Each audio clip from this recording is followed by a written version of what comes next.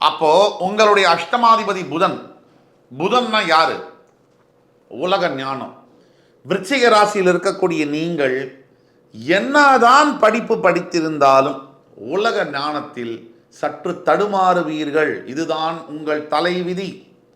இதனால தான் நம்ம சொல்றோம், எவ்வளவோ படிச்சிருக்காம்பா, விவரமே புரியலப்பான்னு சொல்றோம். அவர் விருச்சிக ராசி தான். இது தலைவிதி. அதே மாதிரி கம்யூனிகேஷன், விருச்சிக ராசியில் இருக்கக்கூடிய உங்களுக்கு அடிச்சு சொல்ல முடியும். உங்களுக்கு கம்யூனிகேஷன் ஸ்கில்ஸ்ல ப்ராப்ளம் இருக்கும். விதி விலக்குகள் இருக்கலாம், அது விதியாகாது.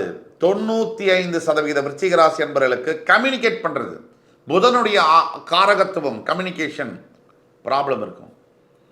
அகட விகடம் எதையும் சீரியஸாக தான் நீங்கள் எடுத்துக்குவீங்க. நீங்கள் ஜோவியலாக ஃபன்னியாக இருக்கவே முடியாது.